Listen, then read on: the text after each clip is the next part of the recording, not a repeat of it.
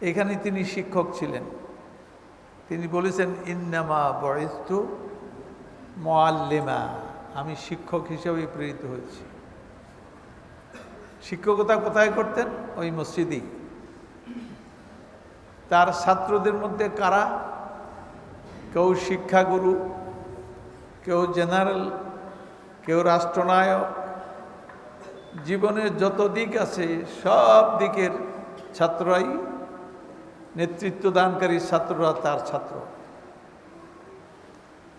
এবং তাদের সময়ে দুনিয়াতে যে শান্তি বিরাজিত ছিল, আদল ইনসাফ ছিল, সেটা কোনো সময়ই পাওয়া যায়নি। এখন আমরা যদি তাকে মসজিদে মানি, দোয়ায় মানি, নামাজে মানি, রোজা, হজে, জাকাতে এগুলি মানি, কিন্তু রাষ্ট্রে মানি না, আদালতে মানি না, তাহলে কি আমরা মুসলমান হলাম? আজকে অধিকাংশ মানুষ এই পদের, যে মসজিদে নামাজ পড়ে, হজ করে, জাকাত দেয়, কিন্তু রাষ্ট্রে তাকে মানে না, আদালতে তাকে, আদালত তার বিধান অনুযায়ী ফয়সালা হয় না, রাষ্ট্র তার আদর্শ অনুযায়ী রাষ্ট্র চলে না। আইন যারা তৈরি করে তারাও এটা খেয়াল করে না যে নবী করিম সাল্লাল্লাহু আলাইহি ওয়াসাল্লামের আদর্শ কি। এখন আল্লাহ তাআলা যিনি তাকে পাঠিয়েছেন তিনি কি বলেন? তো তিনি ইরশাদ করছেন, ফালা রাব্বিক লা ইউমিনুন হাত্তা ইউহাক্কিমুকা ফীমা শাজারা বাইনাহুম ثم لا يجدوا في أنفسهم حرجا مما قضيت ويسلموا تسليما। কি বললেন? ফালা ওয়ারাব্বিক, তোমার রবের কসম, তোমার রবের কসম। কি বললেন? আল্লাহ তাআলা। কার কসম খেলেন? নিজের কসমই খেলেন, কিন্তু গড়ে গেছে। তোমার রবের কসম। লা ইউমিনুন, যারা ইমানদার বলে নিজেদেরকে দাবি করছে তারা কখনো মোমেন হবে না, দাবি করলে হবে না। হাত্তা ইউহাক্কিমুকা ফীমা শাজারা বাইনাহুম, মুসলমান কখন হতে পারে? কালেমা ইমানের দুই অংশ, একটা লা ইলাহা ইল্লাল্লাহ, আরেকটা মুহাম্মদুর রাসূলুল্লাহ। এই দুই অংশের প্রতি পুরা ইমান আনতে হবে। প্রথমটা করলো, শেষটা করলো না, শেষটা করলো, প্রথমটা করলো না, মুমিন হবে না। এখন আল্লাহ কি বলছেন? ইমানদার হিসাবে কবুল করা, প্রত্যাখ্যান করার অধিকারী কে? আল্লাহ। তিনি বলছেন লা ইউমিনুন, এরা মোমেন, ইমানওয়ালা হবে না, ইমানদার হবে না। হাত্তা ইউহাক্কিমুকা ফীমা শাজারা বাইনাহুম, যতক্ষণ না তারা তোমাকে হাকেম বানাবে, ফয়সালা দানকারী বানাবে। ফীমা শাজারা বাইনাহুম, তাদের মধ্যে যত ঝগড়া ফাসাদ, যত বিনিময়, যত কি বলে, যত তাদের ইখতিলাফাত, এই সমস্ত কিছুতে তোমাকে কি বানাতে হবে? ফয়সালা দানকারী বানাতে হবে। রাষ্ট্রীয় হোক, অর্থনৈতিক হোক, ক্রয় বিক্রয়ের হোক, হ্যাঁ, তারপরে শিক্ষাগত হোক, সাংস্কৃতিক হোক, ব্যাংক বিমার হোক, যে কোনো সমস্যা হবে। মা শব্দটা এখানে যা মা আছে, ফি মা, মাটা ইন জেনারেল, তা বুঝাইতেছে একবারে সব, সব কিছু। তাহলে কি করতে হবে? সব ব্যাপারে, সমস্ত মতবিরোধে, সমস্ত সমস্যার সমাধানে তোমাকে কি বানাতে হবে? হাকিম বানাতে, হাকিম হুকুম দানকারী বানাতে হবে। এর দূর করলেও চলবে না, আরো একটু আছে। সেটা কি? ثم لا يجدوا في أنفسهم حرجا مما قضيت। এরপরে এইটুকুন মানলো, কিন্তু মানার পরেও যদি রায় দিলে তো একজনের পক্ষে যাবে আর একজনের বিপক্ষে যাবে। যার বিপক্ষে যাবে সে যদি মনের মধ্যে কোনো সংকীর্ণতা অনুভব করে, আহা ফয়সালাটা আমার বিরুদ্ধে দিলেন, এরকম যদি কেউ মনের মধ্যে এ করে, সেও মোমেন হবে না। কেমন মনে করেন? মানছে, কিন্তু বাধ্য হয়ে মানছে, অন্তরের দিক থেকে উইলিংলি, স্বেচ্ছায় মানে নাই। মনে মনে সংকীর্ণতা অনুভব করতেছে, আহা কেমন হইল এটা, তিনি কি এমন রায় দিলেন। ثم لا يجدوا في أنفسهم حرجا مما قضيت। কোনো সংকীর্ণতা অনুভব করে না। তুমি যে ফয়সালা দিলা, ফয়সালার প্রেক্ষিতে মনের মধ্যে কোনো সংকীর্ণতা ফিল করে না। ওয়ায়ুসাল্লিমু তাসলিমা, শুধু এর দূর করলেও চলবে না, আর একটু আছে। এবং তোমার এই পজিশন, তোমার এই যে মর্যাদা, আইনগত মর্যাদা, এই মর্যাদার সামনে তাদেরকে কমপ্লিট অ্যান্ড টোটাল সারেন্ডার্ড হতে হবে। 100% আত্মসংগ্রহণ করতে হবে। কয়টা লাগাইল? 3টা। সব কিছুতেই তোমাকে ফয়সালা দানকারী। এরপর ফয়সালা মানার পরে কোনো সংকীর্ণতা অনুভব করে না। এরপরে তোমার এই পজিশনের সামনে তাদেরকে 100% আত্মসমর্পণ করতে হবে। ওয়ুসাল্লিমু, এটা মফুলি মুতলাক বলে, ওয়ুসাল্লিমু তাসলিমা। আত্মসমর্পণ করার মতো আত্মসমর্পণ করতে হবে, খালি আত্মসমর্পণ করলেই হবে না। এখন কেমন এই অবস্থা? এবার বলেন আমাদের অবস্থা কি?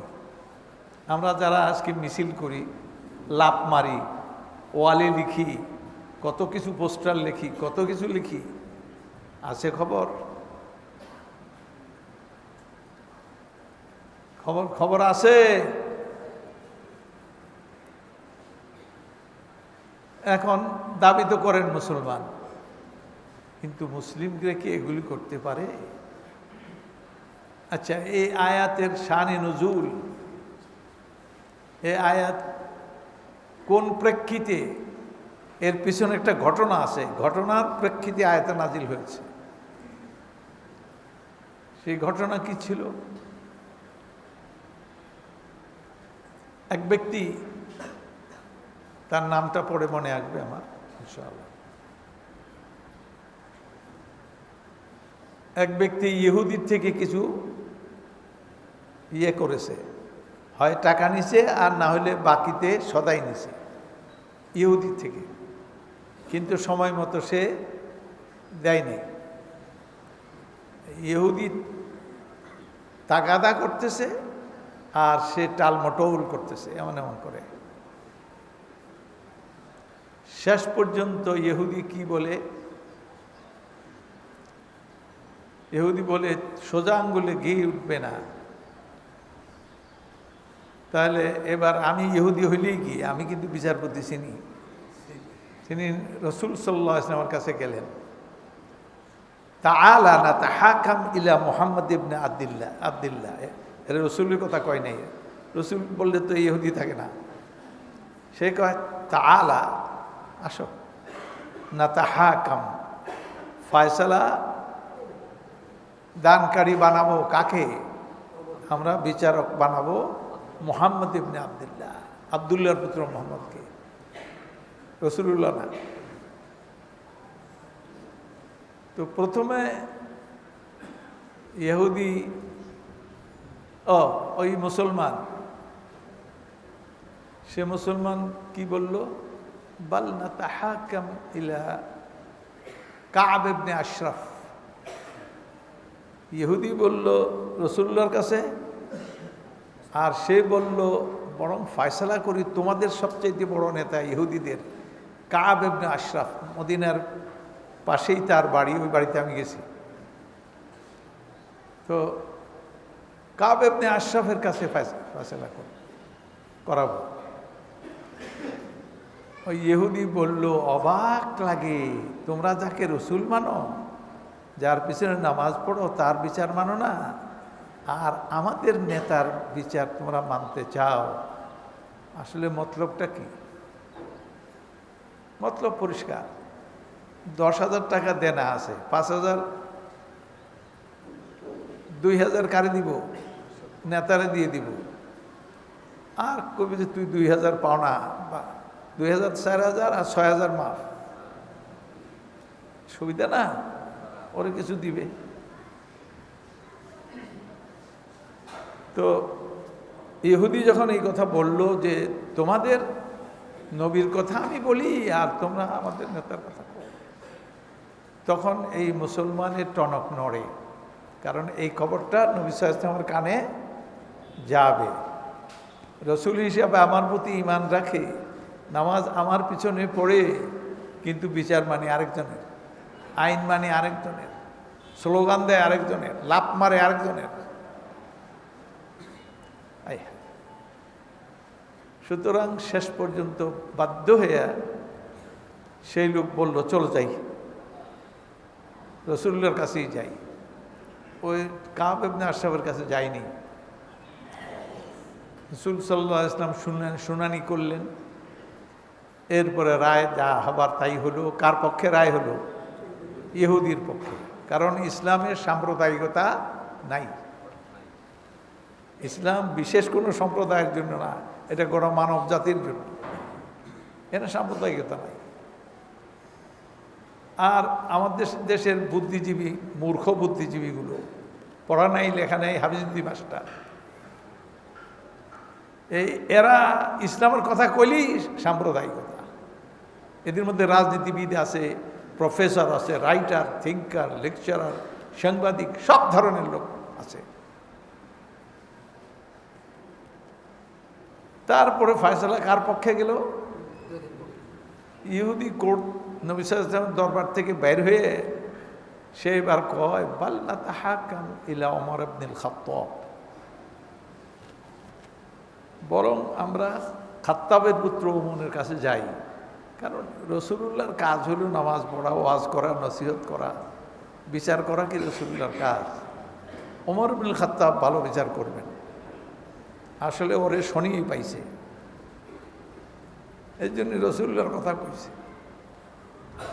এ মনে করছে রসুল, ওমর তো আর রসুল না, রসুল তো নিরপেক্ষ থাকবেই, কিন্তু ওমর তো মুসলমান, কাজে কিছু আমার কোল টানবে, আমার পক্ষে যাবে।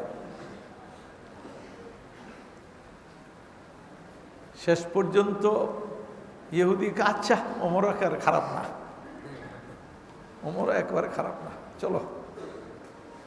কালি গেছে দুইজনে, যাওয়ার পরে হযরত ওমরকে ডাকছে, তিনি আসলেন তাদের সামনে, এসে বললেন কি ঘটনা? তো ইহুদি ঘটনা বলল। ও মুসলমানরে উনি জিজ্ঞেস করলেন হযরত ওমর, আল আমরু কাযালিক, ব্যাপারটা কি এরকমই যা বলল? ব্যাপারটা কি এরকমই? তো বালা, হ্যাঁ ব্যাপারটা এরকম। কয় মাকানাকুমা, যার যার জায়গায় দুইজনই ঠিক থাকেন, আমি এক্ষুনি বিচার করতেছি। এরপরে তিনি ঘরে ঢুকলেন, তরবারিটা কুশমুক্ত করে নিয়ে আসলেন, আনে আর কোনো কথা বলে রায় দিলেন, পরে কার্যকরী করছেন আগে, এক আঘাতে মুসলমানের কল্লা ফালাই দিয়েছেন। মুসলমান থাকছেন, আর মুসলমান থেকে এগুলি করেন, কল্লা ফালাই দিয়েছেন।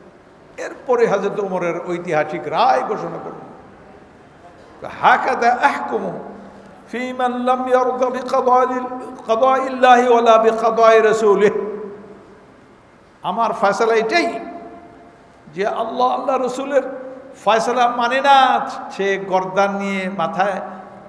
গর্দানে মাথা রেখে এই সমাজে চলতে পারে না। এটা আমার ফয়সালা।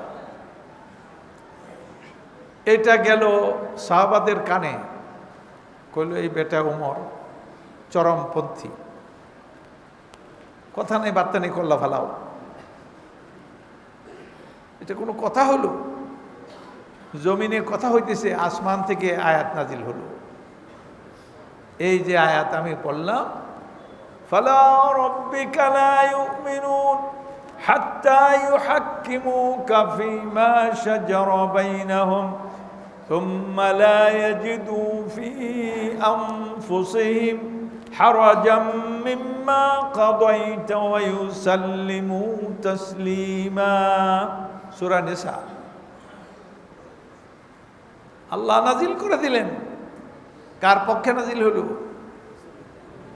ওই ইহুদির পক্ষে, এবং এই রায়ের পক্ষে কল্লা ফালাইলেন। তুমি একে কেমন করে মোমেন করলা? এ তো মোরতাদ। মোরতাদ কাফের থাকতে পারে মুসলিম সমাজে, হিন্দু থাকবে, খ্রিস্টান থাকবে, কিন্তু মোরতাদ থাকতে পারে না। কথা কি বুঝে আসছে? আর যে মোরতাদ নামে কত রকমের মোরতাদের, কত জাতের মোরতাদ আছে। সুতরাং গর্দান ফালাইছে, মোরতাদের গর্দান ফালাইছে, মুসলমানের গর্দান ফালাই নাই। তোমরা যে বলা বলি করছো, এই আয়াত নাজিল হওয়ার পরে নবী সাল্লাল্লাহু আলাইহি ওয়াসাল্লামের পজিশন ক্লিয়ার হলো, আর রায়ের ব্যাপারটাও তারা বুঝতে পারলেন। আজকে নবী করিম সাল্লাল্লাহু আলাইহি ওয়াসাল্লামকে আমরা মানি, জিলাপি খাই, মিলাদ শরীফ পড়ি, আতর লাগাই নবী সাল্লাল্লাহু আলাইহি ওয়াসাল্লামের নামে। আসলে কি মুসলমান? আমি কিছু বলতেছি না, আপনারা ফয়সালা দেন। আসলে কি মুসলমান? আপনাদেরকে যখন দাওয়াত দেওয়া হয়, চলুন আল্লাহর কোরআন রসুলের সুন্নতে কি আছে সে অনুযায়ী দেশটা চালাই, সে অনুযায়ী কোর্ট চালাই, সে অনুযায়ী পার্লামেন্ট চালাই, সে অনুযায়ী আদালত চালাই, আপনারা কয়জন রাজি আছেন? এর আপনারা কয়জন রাজি? তাহলে তো ওই দল করতেই পারেন না যেসব দল আপনারা করেন। রাজি আছেন? এই দলের জন্য কদ্দুর লাভ মারেন, কত টাকা খরচ করেন? হায় হায় হায় হায়, মূর্খতা, অন্ধকার। ইসলাম হইল জ্ঞান।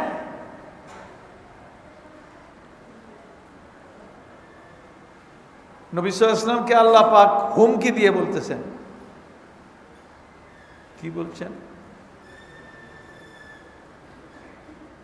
ওয়াইন তুতি আকসারা মান ফিল আরদি ইউদিল্লুকা আন সাবিলিল্লাহ, যদি তুমি অধিকাংশ মানুষের কথা মোতাবেক চলো তাহলে তোমাকে আল্লাহর রাস্তা থেকে সরিয়ে দিবে। ওয়ালা ইন ইত্তাবা, আরেক আয়াত শুনুন, ওয়ালা ইন ইত্তাবা'তা আহওয়াহুম বা'দাল্লাযী জাআকা মিনাল ইলম মা লাকা মিনাল্লাহি মিন ওয়ালিয়্যিন ওয়ালা নাসীর। কত বড় হুমকি দিলেন! তোমার কাছে যে বিধান এসেছে, এই বিধানের মোকাবেলায় তুমি যদি তাদের খেয়াল খুশির অনুসরণ করো, ওগুলি খেয়াল খুশি, ওগুলি বেআইন আইন না, ওগুলি কি খেয়াল খুশি। খেয়াল খুশির অনুসরণ করো, মা লাকা মিনাল্লাহি মিন ওয়ালিয়্যিন ওয়ালা নাসীর, তোমার জন্য আল্লাহর পাকড়াও থেকে তোমাকে রক্ষা করার জন্য কোনো সাহায্যকারী, কোনো মদদগার থাকবে না। কত বড় হুমকি নবীকে বলছে।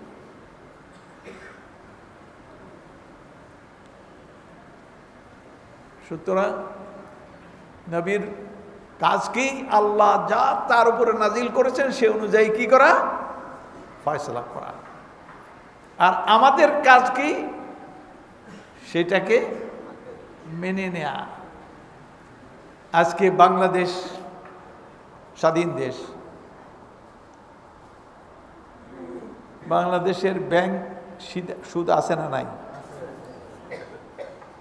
তাহলে সুদ সম্পর্কে কোরআনের বক্তব্য তো জানেন। নবী সাল্লাল্লাহু আলাইহি ওয়াসাল্লাম কি বললেন?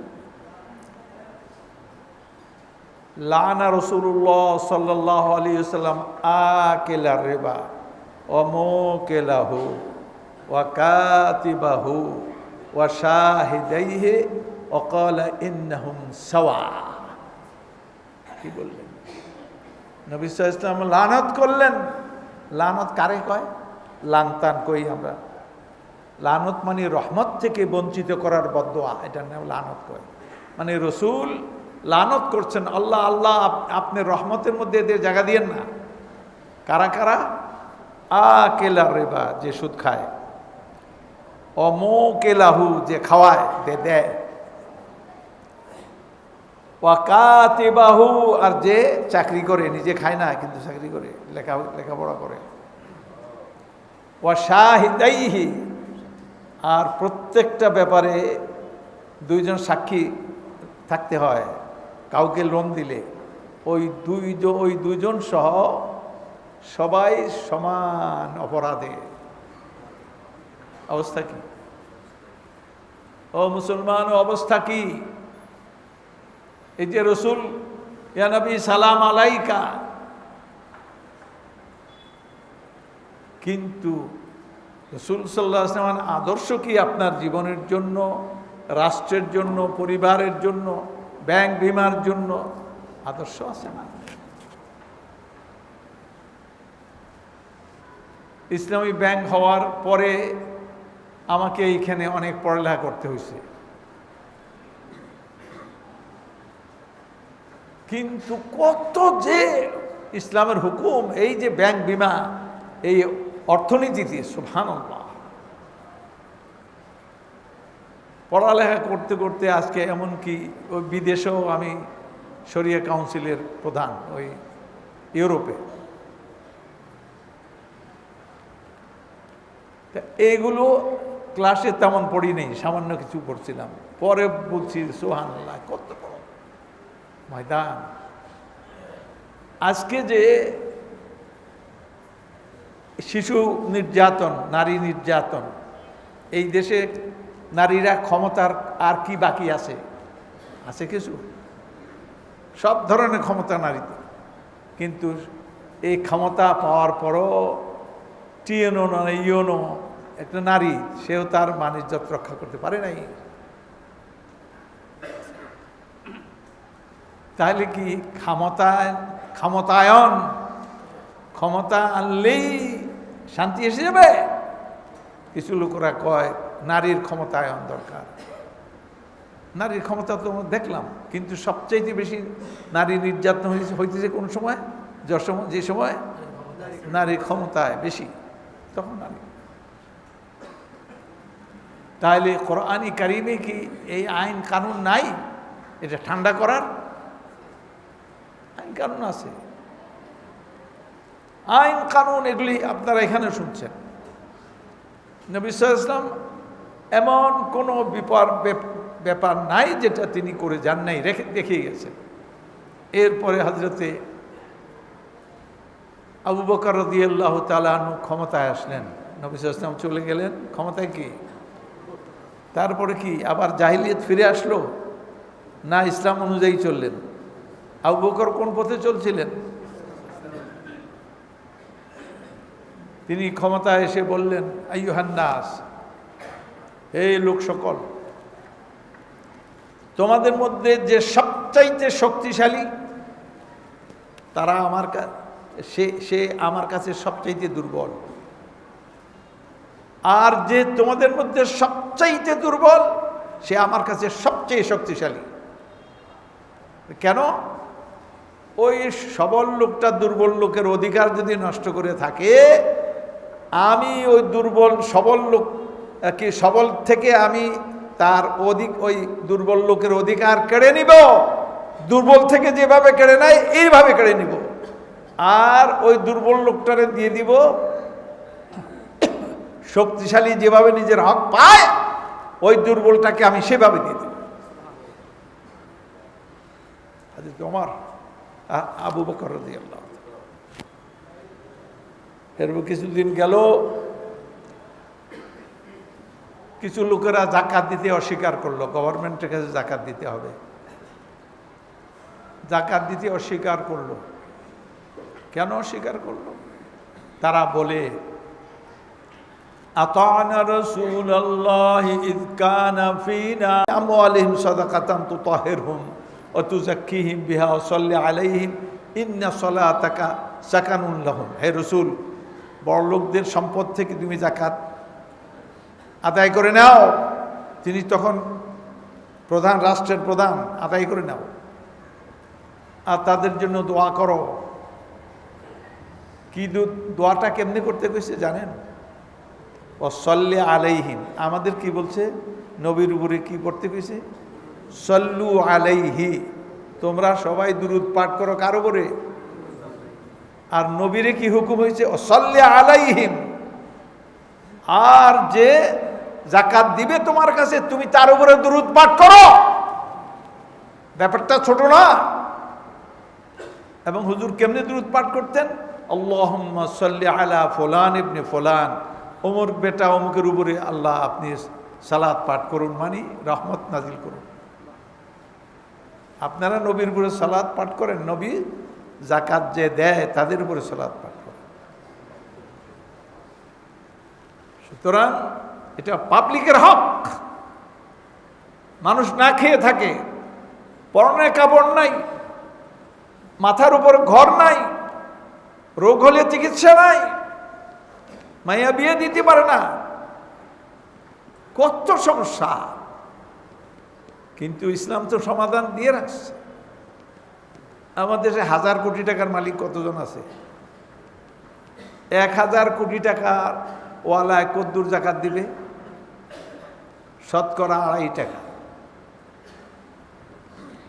আপনি হিসাব করে দেখেন, আপনার কলম ফেল। এই যে টাকাগুলো, এটা গরিবের অধিকার। তিনি বলছেন আমি এইভাবে করব।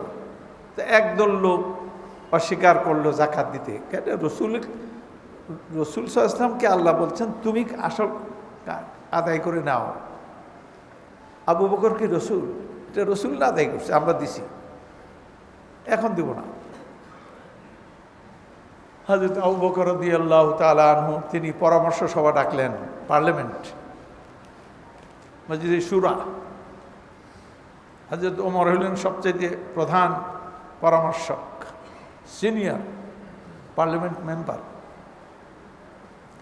তিনি শুনলেন হযরত আবু বকরের কথা। শুনে তিনি বললেন, ইয়া খলিফাতে রাসূলিল্লাহ, আল্লাহ রসুলের খলিফা, এরা নামাজ পড়ে, এরা রোজা রাখে, এরা কি কয় হজ করে, এরা ঈমান রাখে, কিন্তু খালি কি দেয় না, যাকাত দেয় না। এদেরকে এখন ছেড়ে দেন। এখন এদের উপরে আঘাত করতে গেলে এরা তো দলে ভারী কম না, এরাও প্রত্যাঘাত করবে, সিভিল ওয়ার, গৃহযুদ্ধ শুরু হবে। তখন আমাদের আশপাশে কারা? রোমানরা, পার্সিয়ানরা ওত পেতে বসে আছে। এই অবস্থায় সুযোগে আমাদের উপরে আক্রমণ করে আমাদেরকে দুর্বল বানিয়ে ফেলবে, দখল করে ফেলবে। হযরত ওমর, আবু বকর রাদিয়াল্লাহু তাআলা কি করলেন, কেমন খেপলেন জানেন? ওয়াকানা ওমর আযীমাল লিহইয়া। হযরত ওমরের দাড়ি ছিল লম্বা। হযরত আবু বকর খপ করে তার দাড়ির মধ্যে হাত দিলেন, দাঁত দিয়া টানতে শুরু করলেন আর বললেন, সাকালাতকা উম্মুকা, তোর মায়ে তোকে হারিয়ে ফেলুক। এরা নবী সাল্লাল্লাহু আলাইহি ওয়াসাল্লামের জমানায় যাকাত দিত, আমার কাছে যাকাত দিবে না। আল্লাহি লাউ মানাউনি ক্বালান কানু ইউআদ্দুনাহু ইলা রাসূলিল্লাহ সাল্লাল্লাহু আলাইহি ওয়াসাল্লাম লাউ কাতিলান্নাহুম আলা মানিহি। আল্লাহর কসম খেয়ে আমি বললাম, নবী সাল্লাল্লাহু আলাইহি ওয়াসাল্লামের জমানায় যে উটটা দিত, উটের সঙ্গে দড়িও দিত, আমার জমানায় এসে সেই উটটা দিল, কিন্তু কি দিল না? দড়িটা দিল না। এই দড়িটা না দেওয়ার কারণে তাদের বিরুদ্ধে আমি তরবারি ধারণ করব। হাই হাই, আজকে আমরা কেমন মুসলমান হলাম? আমরা একটু জানারও চেষ্টা করি না।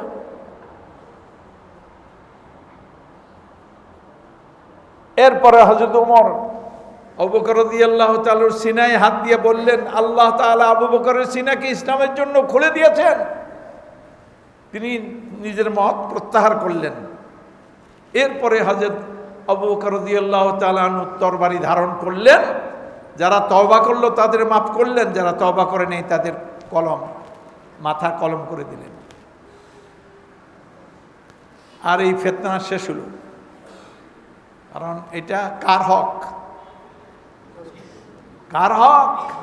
নামাজটা কার হক? আল্লাহর হক। আর যাকাতটা কার হক? গরিবের হক। আল্লাহ কর্তৃক নির্ধারিত। নিজের হকটাও তার নির্ধারিত, গরিবের হক কার নির্ধারিত? গভর্নমেন্টের কাজ এগুলি। তা পার্টি বানাবেন, রাজনীতি করবেন, গভর্নমেন্ট চালাবেন, এইভাবে গভর্নমেন্ট চালাবেন। আর তা না হলে খবর আছে, খবর আছে, ভালো খবর আছে। দুনিয়াতে কি হচ্ছে এগুলি? এটা হলো ভাই নুরু সবেমাত্র শুরু। এই যে ফাতনা ফাসাদ দেখেন সমাজে, এগুলি আল্লাহর দ্বীন প্রতিষ্ঠা না থাকার কারণেই এই অবস্থা হচ্ছে। না হলে 2 বছরের, এটা কি পত্রিকা পড়ছেন, 2 বছরের শিশু কন্যার উপরে কারে বলে? জানোয়ার, পশু কাকে বলে? কোন পশু, কোন কুত্তা। একটা কুকুর আর একটা নাবালেগ কুকুর পিঠে উঠে কোনোদিন হয় না। কিন্তু কুকুরের চাইতে খারাপ, শুকরের চাইতে খারাপ, শিয়ালের চাইতে খারাপ। তাহলে মানুষ কোন পর্যায়ে পৌঁছে গেছে? কোন পর্যায়ে, কত নিচে নামছে? আজকের পত্রিকায় যা দেখলাম, কোন পর্যায়ে পৌঁছে গেছে। তারপরে আমরা ঘুমাই, তারপরে আমরা নিশ্চিন্ত থাকি।